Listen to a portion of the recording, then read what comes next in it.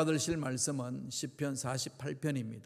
시편 48편 8절에서 14절의 말씀이 되겠습니다. 다 같이 시편 48편 8절로 14절까지 말씀 합독하시겠습니다.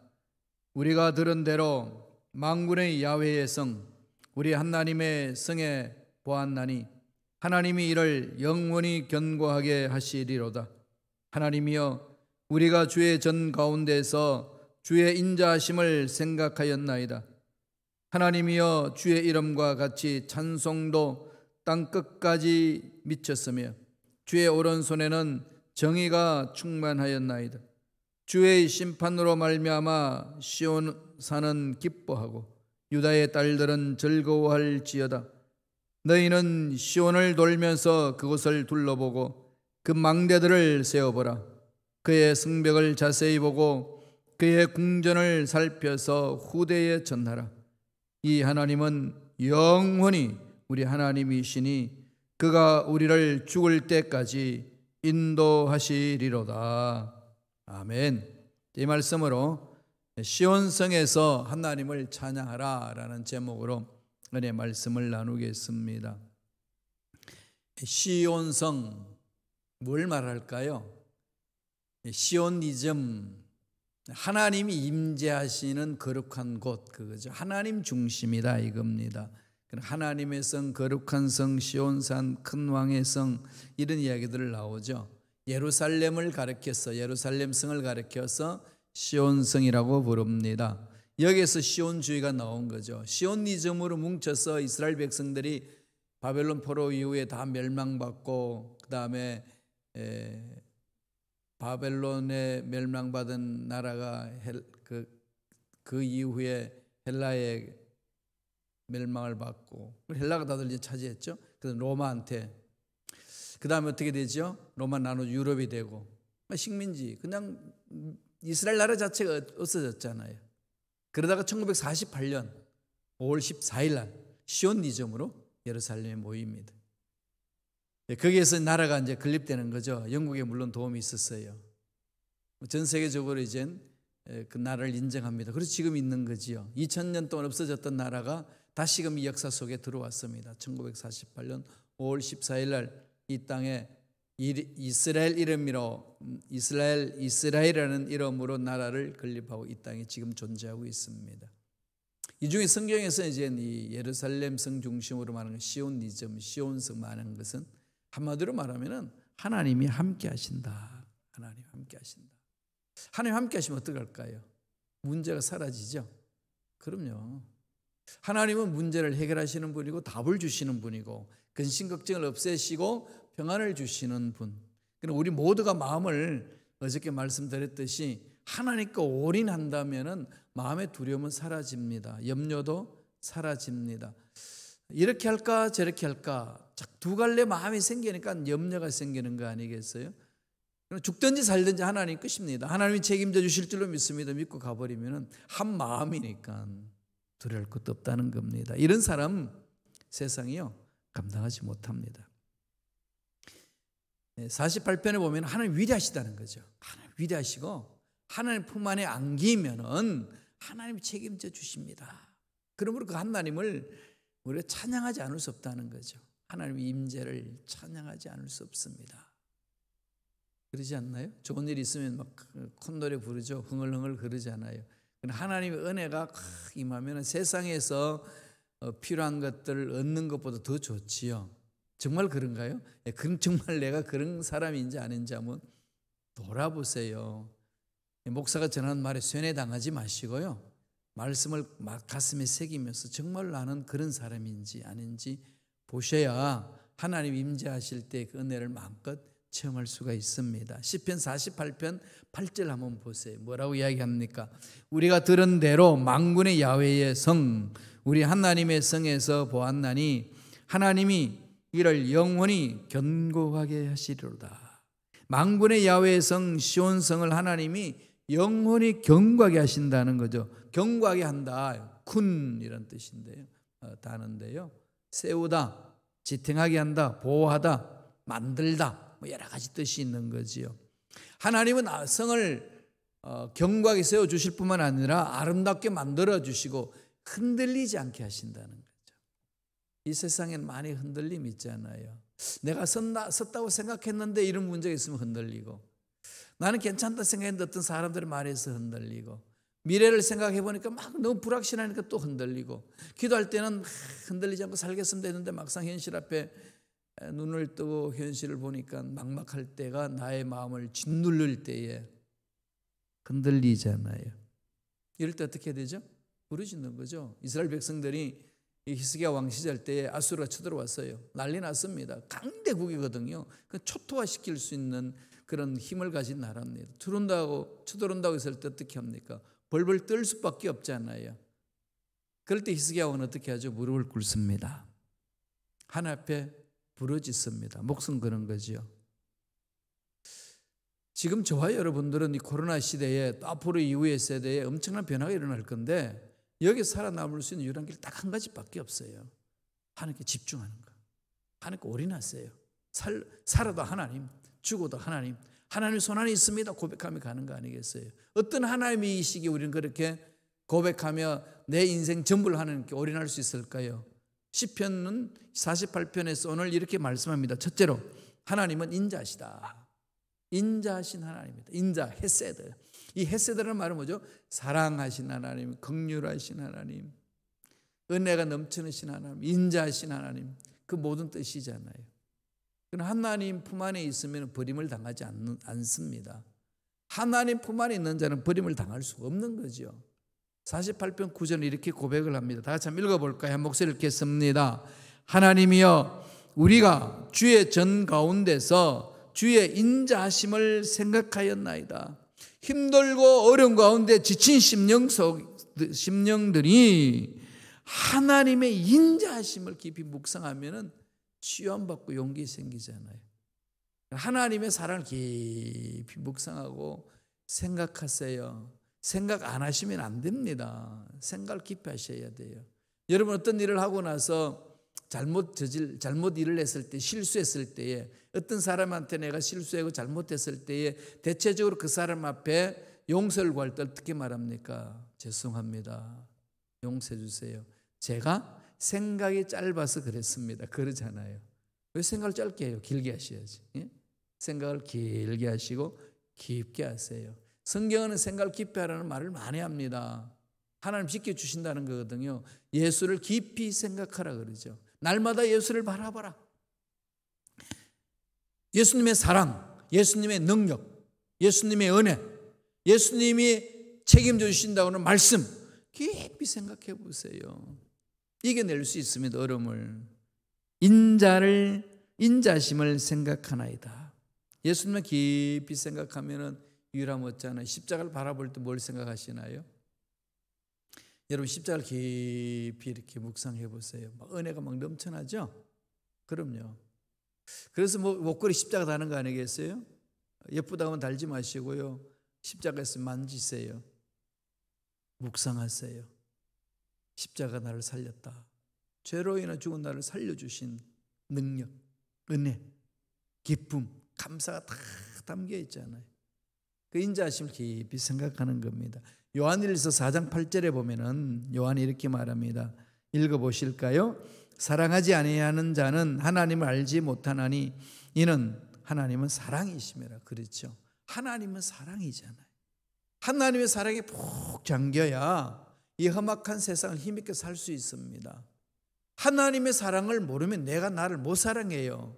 왜? 내가 참 꼴불견이거든요. 도대체 꼬락서니가 마음에 드는 게 없고 하는 짓들마다 그냥 서툴고 실수하고 이게 그냥 너무 괴롭지 않나요? 그렇죠? 그런 나를 볼 수 있는 힘은 하나님의 사랑으로 보셔야 됩니다. 남편 보는 눈도 하나님의 사랑으로 보셔야 되고요. 아내를 바라보는 눈도 하나님의 사랑으로 보셔야 돼요. 자녀들도 마찬가지고 교회 공동체에 형제 자매를 바라볼 때도 하나님의 사랑에 푹 잠겨서 사랑의 눈으로 보셔야 됩니다. 하나님 그런 자를 찾고 있어요.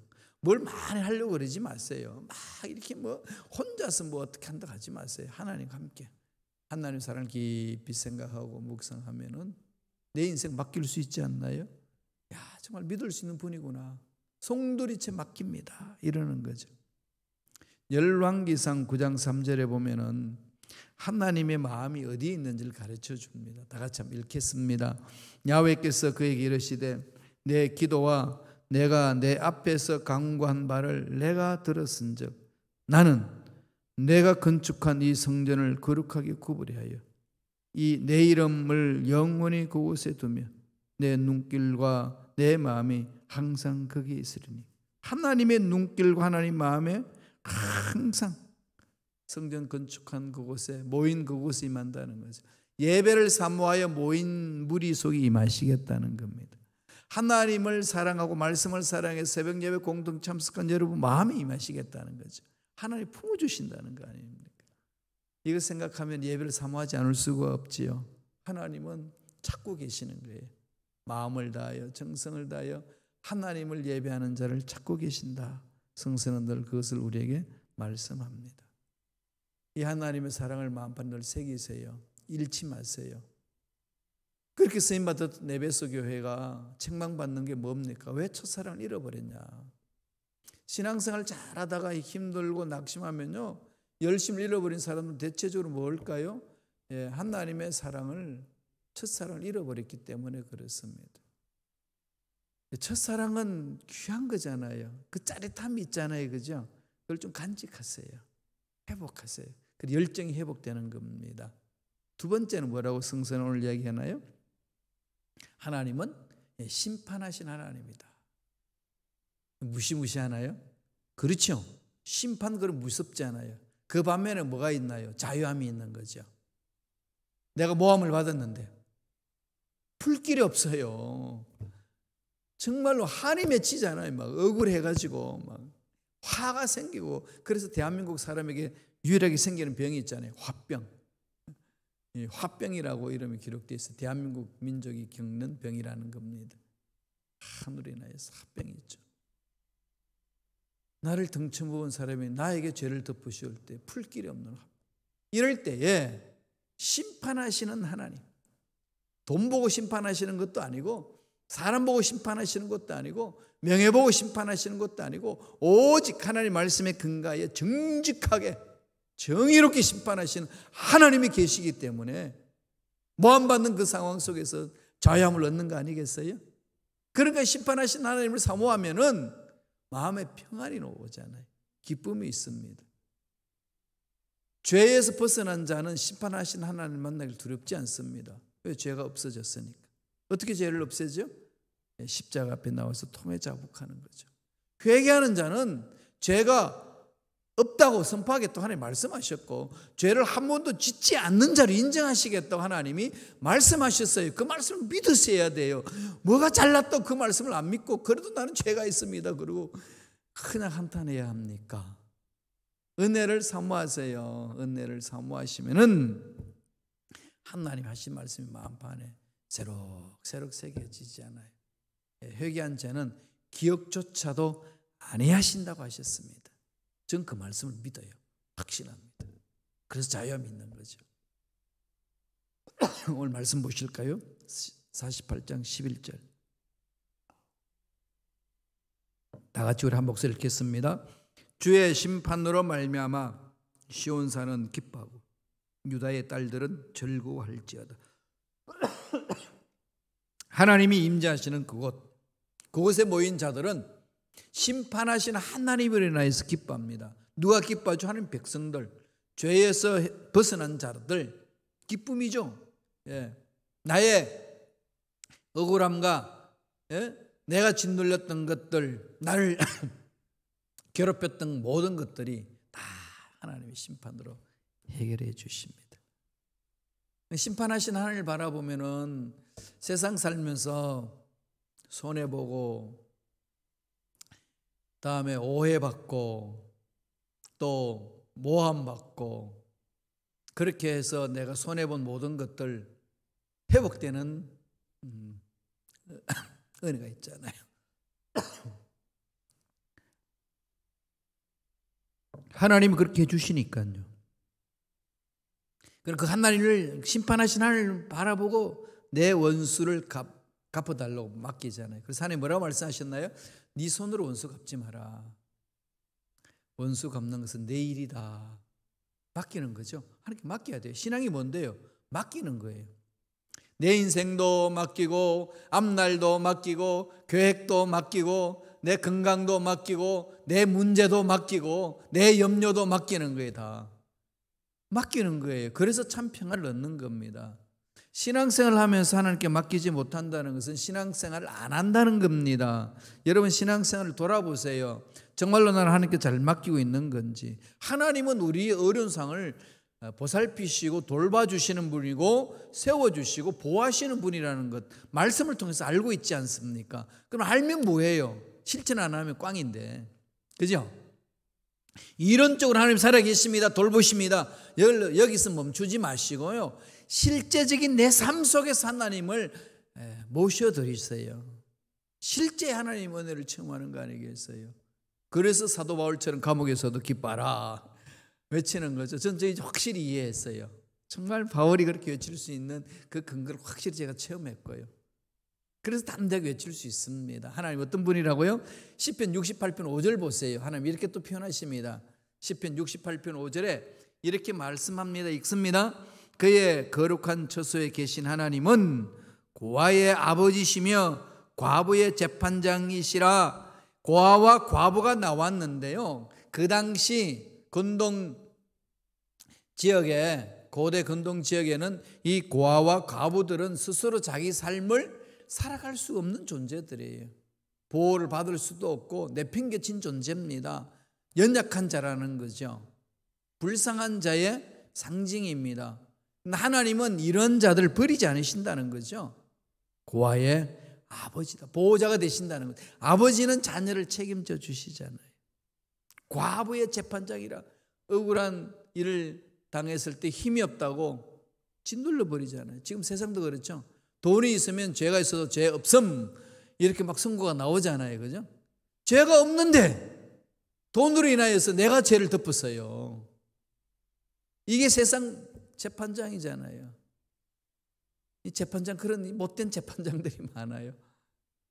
그런 재판장이 정말로 많습니다. 이런 것들 한이 맺히죠.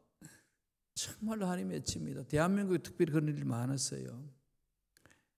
간첩 사건을 그냥 덮으씌워가지고 간첩이라고 사형시켜놓고 나 이제 보니까 아니다 그러고. 이게 참 아픈 역사를 가진 우리 민족이에요. 기도하셔야 됩니다. 정말로 하나님을 두려워하는 지도자들이 대한민국을 통치할 수 있도록 기도하셔야 돼요. 아니 그렇지 않으면 지 마음대로 하거든요. 교회도 마찬가지 아니겠어요? 지금 교회가 막 돈에 찌들려 있고 그냥 명예에 찌들려 있고 뭐 자기 자랑에 찌들려 있습니다. 하나님 보시고 좋아하시겠어요? 크다고 좋아할까요? 저는 아니라고 생각합니다. 크든 작든 하나님 말씀 위에 서서 하나님의 능력으로 예수 그리스도의 이름으로 사역하는 공동체, 그걸 하나님 기뻐하시는 거 아니겠어요? 뭐 우리가 잘나서 하나요? 완벽해서 하는 거 아니잖아요. 예수 그리스도 이름의 권세로, 환경으로 하나님 일을 하는 게 아니라 예수 그리스도 이름의 권세로 하나님 일을 하는 거지요. 하나님은 그렇게 보살펴 주신다는 겁니다. 하나님은 잘못된 것들을 다 끊어버리시고 심판하신 하나님이라는 거죠. 우리는 그 하나님을 바라보기에 기쁨이 있고 자유함이 있습니다. 그래서 성전에서 야훼를 찬양하라는 거 아니겠습니까? 마지막 세 번째로 어떤 하나님이라고 강조해 주시나요? 끝까지 인도하시는 하나님. 막 우리 끌고 가시다가 야 힘들다, 너는 도저히 안 되는구나 포기하신 하나님이 아니고요, 끝까지. 너무 멋지죠? 딱 붙들면은 끝까지 끌고 가십니다. 내가 놓지 않는 이상은요, 내가 그분을 거부하지 않고 그분을 저주하지 않는 이상은, 믿음을 저버리지 않는 이상은 나를 끝까지 붙들고 가시는 거예요. 그러니까 우리는 오직 믿음으로 사는 거죠. 그렇게 가시는 겁니다. 이 하나님을 바라보고 문제 앞에서 전능하심을 찬양합시다. 믿음이 있을 때 찬양하는 거죠. 문제도 해결되고 사라지잖아요. 바울과 실라가 복음 전하다가 감옥에 갇혔습니다. 그럼 날 새면 죽는지 살는지 몰라요. 순교당하는 일이 절비했기 때문에 그 속에서 바울과 실라는 하나님을 신뢰하며 찬양합니다. 찬양하잖아요. 찬양에 뜨 어떤 일이 일어나요? 옥고가 다 부러지고 감옥이 지진으로 흔들어가지고 문이 싹 열리고 멋지잖아요. 꼭 자동문 같아요, 그죠? 우리가 큰 건물에 들어갈 때에 자동문 앞에 딱 가면은 그냥 저절로 열리잖아요, 그죠? 그거 보면 꼭 하나님이 임재하시면은 내 인생의 문제가 쫙 열리는 것 같아요. 그럼요, 하나님이 함께 하시면 자동문처럼 내 인생의 문제가 열리는 거예요. 그걸 체험하시는 거죠. 하나님 그러신 분이에요. 그렇게 하실 수 있는 분이잖아요. 언제까지? 끝까지. 주님 다시 오실 때까지, 끝까지. 하나님을 우리는 그렇게 믿고 가는 거잖아요. 그래서 그 하나님을 우리는 닮아가야 되기 때문에 우리의 성품도 끝까지 일을 하는 거죠. 끝까지 사명을 감당하는 겁니다. 힘들다고 어렵다고 주저하지 마세요. 주저앉지 마세요. 일어서세요. 그러면 하나님 붙들어 주십니다. 시편 48편 14절입니다. 다 같이 읽어볼까요? 이 하나님은 영원히 우리 하나님이시니 그가 우리를 죽을 때까지 인도하시리로다. 죽을 때까지, 죽는다는 게 뭐죠? 이 세상에서 사는 날까지, 이 세상의 삶이 끝나면 다른 세계로 열려지잖아요. 그러니까 우리는 살아도 희망이고 죽어도 희망이죠. 죽는 날은 또 감격의 시대잖아요. 왜요? 내가 평생 만나고 싶었던 하나님, 그림자처럼 만났는데 이제는 확실히 만나게 되는 거죠. 그래서 환경을 이겨내게 되고 내 위치의 어려움을 이겨내게 되고 내 인생의 앞날의 문제를 이겨내게 되는 겁니다. 그러니까 얼굴에는 후건하게 피어지는 거 아니겠어요? 제가 좀 이렇게 웃고 다니는 편이잖아요. 그럼 저는 웃는 게 낫다고 생각해요. 또 웃지 않으면요, 볼품이 뭐가 있겠어요, 그죠? 이 빛나는 이마에 웃어줘야 그나마라도 같이 이렇게 조화가 되지. 이게 심각하게 있으면 무슨 조화가 되겠어요? 웃고 다니니까 묻습니다. 목사님 뭐가 좋아서 그렇게 웃습니까? 도대체 목사님 뒤에는 무슨 백이 있어서 그렇게 늘 웃음이 있습니까? 그래요. 저희는 하나님이 계셔요. 누가 뭐라도 전 하나님 우리 나는 사는 거죠. 사람들 말은 참조하고 환경도 참조하는 거고 궁극적인 내 인생의 앞날은 뭐라고요? 하나님의 근거에서 하나님의 약속하신 말씀에 대한 확신을 갖고 가는 거지요. 저는 그 말만 믿어요. 세상 안 믿습니다. 사람도 믿을 존재 아니에요. 사람은 사랑하는 존재지. 오직 믿을 것은 약속의 말씀 딱 붙드는 거죠. 그러면 어려움이 있어도 이겨냅니다. 여러분 예수 믿는다고 어려움이 없을까요? 만사형통하리라. 이게 만사형통이 어떻게 해야 됩니까? 아무 문제 없이 그냥 막 잘 먹고 잘 살고 뭐 좋은 일 많이 있다 이렇게 해석하나요? 그거 아니에요. 예수 믿는 자는 만사형통은요, 전능하신 하나님이 함께 하시기 때문에 문제도 풀리는다는 거예요. 어려운 일이 있어도 해결된다는 거예요. 다니엘 보세요. 다 사자굴에 던져줘도 사자들이 잡아먹지 못해요. 이 만사형통이 아니겠어요? 사자굴에 들어가지 않는 것이 아니라 들어가도 사자들이 나를 해치지 못한다. 이게 만사형통이죠. 그래서 다윗이 시편 23편에서 이렇게 엎조립니다. 저는 이 말씀 너무 좋아해요. 특별히 이 구절 23편 4절 볼까요? 다 같이 읽겠습니다. 내가 사망이 엄침한 골짜기로 다닐지라도 해를 두려워하지 않을 것은 주께서 나와 함께 하심이라. 주의 지팡이와 막대기가 나를 안위하시나이다. 사망이 엄침한 골짜기를 다닌다는 거죠. 다윗도 다녔잖아요. 얼마나 많았습니까? 꼭 죽을 것만 같아요. 망할 것만 같아요. 끝난 것만 같아요. 그냥 연줄을 하늘에 띄웠는데 연줄이 매여 있는 연이 아니라 연줄이 끊겨진 연 같아요. 그럴 때 있지요.